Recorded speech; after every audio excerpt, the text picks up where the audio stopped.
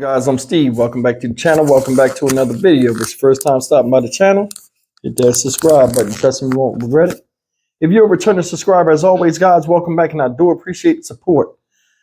I can't get my mic fixed. Anyway, don't worry about it. Guys, there's a viral video that's being shown. Now, supposedly, this story took place last September, 2023, and it involves a guy pulled over at a traffic stop and getting fire slapped out of him by a cop. Now, I'm going to show you this video, this news footage, because I mean, they're making a big thing out of it as of now, and they should. This cop was totally out of line. He was dead wrong for what he did. I have reasons of why I think he did what he did. I don't think it has anything to do with race as much as people think it does. But like I told you before, you never know what kind of cop you encounter, and it's best to cooperate. Take a look at this video, and I'm going to come back and break this thing down for you guys the way I see it. Check it out.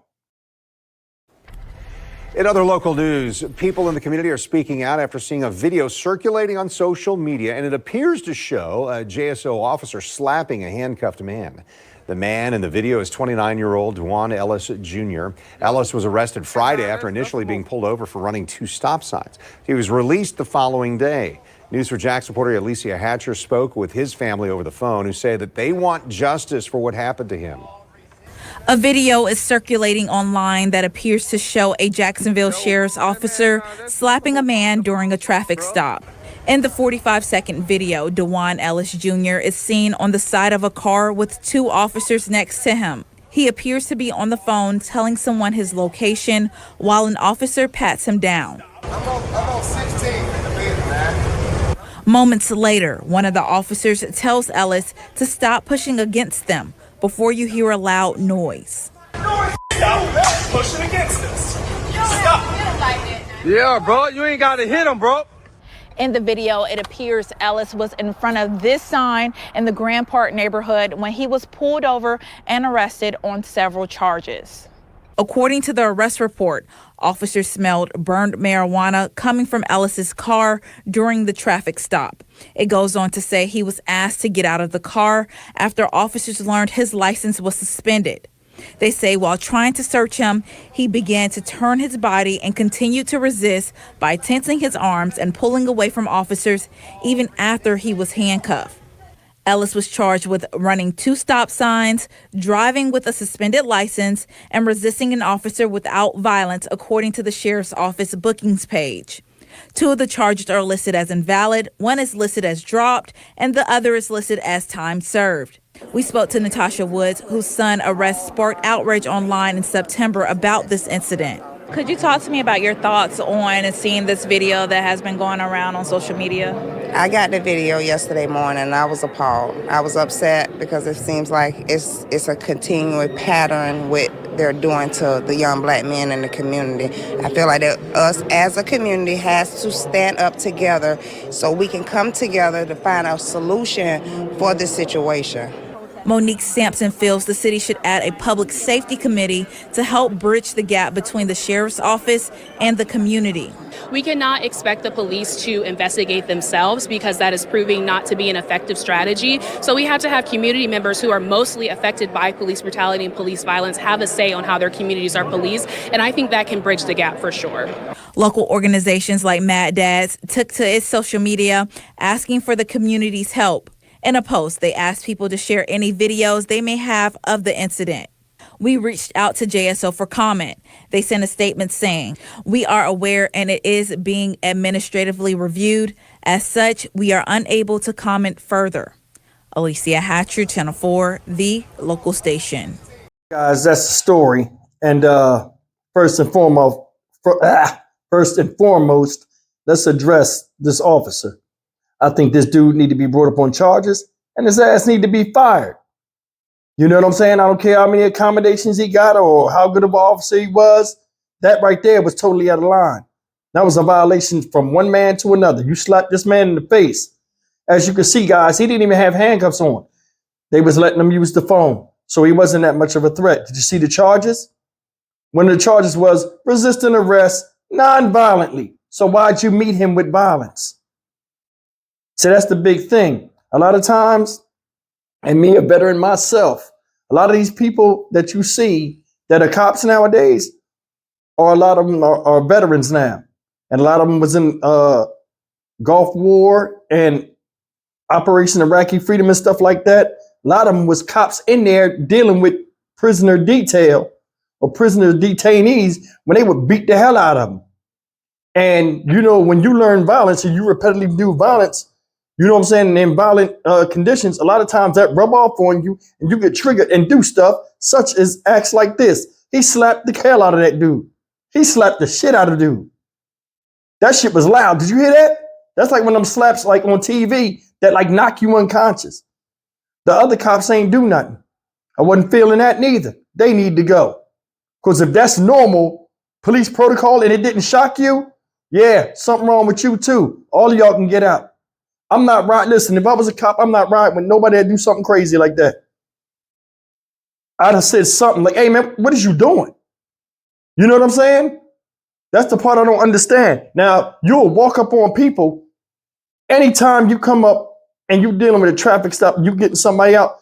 A lot of times, especially nowadays, with the way people feel as though they're entitled and feel like they don't have to say things to you, it's always usually going to turn where you're going to have a disagreement of words. You know what I'm saying? That guy was violently, non-violently, as they say, resisting. Wasn't trying to run. You could see he was no threat. They was just holding him. Dude was just holding him so he wouldn't go nowhere. Now they going through his pockets. He ain't want him to touch his pockets. Dude got mad, stopped pushing against us. I guess he gonna do his own law and order and slap the shit out my man. It's uncalled for. Totally out of line. Like I said, he need to be fired. I'd press a suit against him. Now, I do see wrong on both sides. And I'm gonna tell you why. The guy was driving without a license. Driving with a suspended license and, you know, smelling like weed or whatever, right? This guy, 29 years old. Dewan Ellis is 29 years old. You got to take some responsibility, fam. I'm talking directly to you. You got to take some responsibility. You knew you had a suspended license. You driving around at night, cruising, doing whatever you got to do. It's not a wise move. Said they smelled weed on you or you in the car, you know, inside the car. Double bad move. A lot of places, I don't know how it is out there in Jacksonville. Oh, shout out Jacksonville, by the way. But, you know, you under the influence while driving. Could have made a bad situation worse. So I'm going to tell you something. When these police pull up on you, right? People that don't smoke weed are like people that don't smoke cigarettes. They can smell it a mile away. Whereas it's always in your nostrils and your lungs and stuff. You don't think you emanating an aroma that bad. Now, this type of situation is what we need to teach our young people. He's on the phone calling somebody, telling them to come to this place where he's at. I don't understand why people do that. Why would you get on the phone? And this is a reoccurring thing. And I think a lot of police are getting tired of it. Where you're on the phone and you're calling other people to a spot that's chaotic already, that's making it more chaotic. If police have you, what do you think the people that you're calling are going to do? Nothing. All they're going to do is tell them to get back and ignore them and still deal with you. There were witnesses out there. I don't understand why these dudes do this. A lot of them call their mom. What your mom going to do? Makes no sense. Now, his mother was talking. She said, well, they need to do something because you can't ask police to police themselves. In most cases, I agree with what she said. You know, they got the blue code of silence or whatever it's called. You know, these guys are friends. They're out there in the street fighting a good fight, most of them. And they are responsible for watching each other's backs. A lot of people don't want to step on nobody else's toes, but I mean, there's a certain line that everybody as an officer shouldn't cross, you know, that makes them, you know, an honest officer or a criminal in the badge. But I mean, things are what they are right for now. But the one thing she said I want to question is this. Oh, they running up on these black men and they're doing this. Listen, it's nationwide. And I'm gonna tell you something. It looks like it's racism because it's mainly, you see a lot of black men, this happening to them and stuff like that. But mainly it's the culture. It's more culture than color. And a lot of people don't want to hear that. It is the truth. This new wave black culture is killing us. You know what I'm saying? Everything he did is learned behavior. How many times you seen a rap video where they showing in slow motion, they throwing the person on the thing, on the car, and they resisting, they acting a fool and all this other stuff. They not listening in cars and stuff. It's learned behavior. And it's brought up from the younger generation up. So when they stop, subliminally, they act like what they see.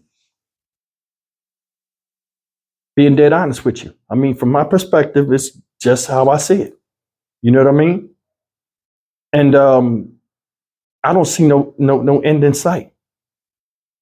Because these police officers out here, you never know which kind you're going to run into. You might run into a cop that's patient, or a cop that's like, I know what this is. You're just trying to be a tough guy. Yeah. Or you get cops that come out there and be like, I hope somebody act a fool with me. I'll straighten you right out. Such is the case. This guy right here, he ain't got time for the smart mouth. He ain't got time for the not doing what he say and all of that stuff. And he showed it. Was he wrong? Hell yeah, he was wrong. But I see wrong on both sides. Now, this young man didn't do anything that warranted him getting slapped upside the head like that. He didn't. But for this guy, Dewan Ellis, when you pulled over by a cop, it's a roll of a dice. Yeah, you black, but like if you start doing stuff that, you know, make you look like, you know, where the culture pours into you, or like learned behavior, because you remember, you never know what a cop then went through in the past, and you don't know what he hates and doesn't hate about pulling people over at traffic stops. I think some of the stuff he did triggered this dude because internally he don't like that kind of stuff, and he took it out on my man. And I guarantee you, that ain't the first time he slapped somebody. And I hope they don't let him get away with it. But I think nowadays it's more culture than color. It is. A lot of people might disagree with me, but I mean, look at it for what it is. Because I'm going to tell you something. Those was white officers, right?